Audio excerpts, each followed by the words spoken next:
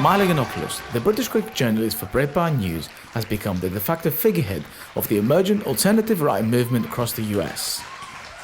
His controversial ideas on immigration, feminism, and political correctness have resonated with many, especially the young. Athens Live attended one of his public speeches at George Washington University. And of course, the way that he spoke 11 years ago is completely irrelevant to him running for president now.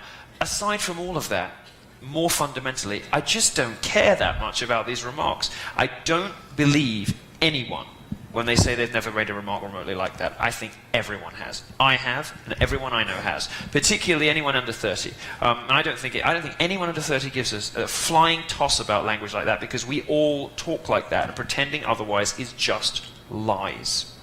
To this, it's pretty high energy compared to a lot of the other ones. I mean, it's mix and match every time. It switches up. It's like either really full and crazy or really full and really intense. So, I mean, either way, we always have a really big turnout. What was the biggest turnout you've had on the tour? 1,200 at LSU. Wow. Yeah, sold out venue. So I was in this bathtub and in a Trump hat and some very nice jewelry, and surrounded by pictures of young people, pictures of all sorts of people who had been murdered by illegal aliens. And the point of it was to turn the kind of shock value New York art scene that is always pushing in one particular political direction on its head. This art show ended up being not only the first art show to be protested since Piss Christ, which was over 20 years ago, I think, but possibly the first art show in history ever to have been protested by the left. And that demonstrates that the culture wars are shifting, and that now that if you want to be punk, you want to be dissident, you want to be mischievous, you put a Make America Great Again hat on.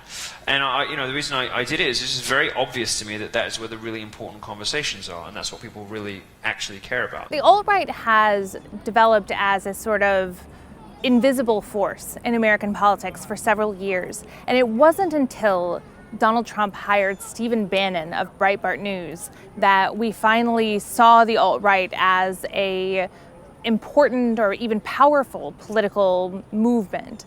Now they're largely online, so we don't know how many people there are or how big the organization is, but we know that it has influence within the Trump campaign because Breitbart News over the course of the past year or so has become a repository for the alt-right. It has become the spokespeople for the alt-right.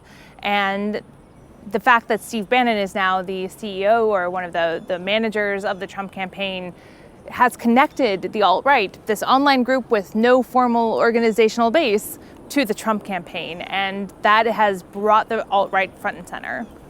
So if there's anything that links alt-right figures together, it's this opposition to what they call politically correct culture. So they're saying that the most fundamental act of freedom is to be able to say the most offensive thing possible. If you can do that, you're free, basically. So it's not an act of offensiveness, it's an act of liberty. It seems to me that the way, how presidents ought to talk is part of the speech codes and language codes and stultifyingly dull political correctness that is part of what's energizing the Trump movement in the first place.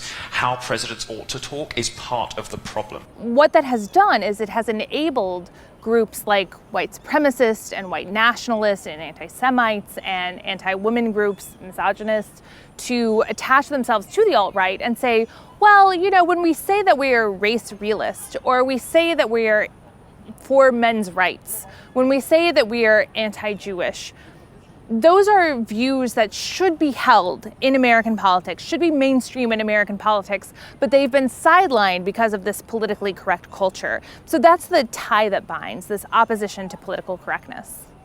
So one of the most overlooked parts of the alt-right is its misogyny. The main figures involved in the alt-right, people like Milo Yiannopoulos, got their start as misogynists, as folks who were not only anti-feminism, but who were anti-woman, who said that feminism was basically a cancer on American society. And for a long time, that was really overlooked in the discussion of the alt-right because more foreign ideologies like stark racism, anti-Semitism, were the things that were capturing the attention of the American people. The alt-right has mainstreamed itself by latching on to essentially those more mainstream forms of exclusion. So anti-feminism, anti-immigration, and that's what's really made the alt-right powerful, is its ability to latch on to those issues and then bring with it anti-Semitism and white nationalism. Of the things you heard tonight, which one you think is the most important message to get out? The importance of millennials in this election, honestly. That the impact, the change starts with students. And I think that's something that was very important that Milo really harped on quite a bit tonight. And I think that my peers and our members within our organization, within the GW community, have an obligation to be that change. If only millennials voted, then Donald Trump would win about 5 states. So that is an incorrect analysis of the millennial vote. There is something to the idea that millennials are worse off, that their job opportunities are less, that they can go to college and end up with a tremendous amount of debt, but also fewer economic opportunities. But that is not what the alt-right stands for. The alt-right stands for essentially tribal hatreds. And for millennials who have grown up in a pluralistic, multicultural society, that doesn't resonate with them at all. So if you look at the millennial vote, there are lots of millennials who would prefer someone like Bernie Sanders, but in a contest between Hillary Clinton and Donald Trump, they don't prefer Donald Trump. They prefer Hillary Clinton by landslide levels. So it's a catchy diagnosis, but it's not actually correct.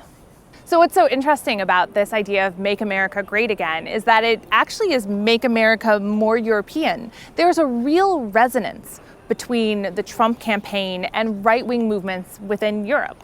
So whether it's Brexit, whether it's the Greek nationalist movement, all of these movements, the far right in Europe that's anti-globalist, connect very clearly with the Trump campaign. It's anti-immigration, it's protectionist, it has this line of racism that runs through it, and that mix of racist policies and economic protectionist policies, we see that in all sorts of places in Europe. We see it in Brexit, we see it in the Greek far right, we see it in the German far right, and that is the thing that Trump is speaking to. John Judas, who is a analyst of American politics, has just written a book about this populist moment that connects Donald Trump to this European right.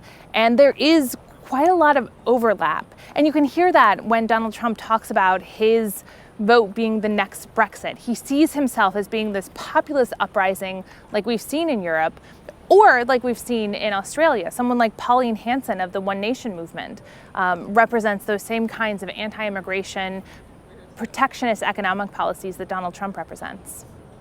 So I think the Republican Party is going to learn from the alt-right that this is actually not only part of their base, but one of the most vital parts of their base. That things like the Tea Party movement in the United States was actually more connected with the alt-right and Donald Trump than it was with the traditional conservative movement.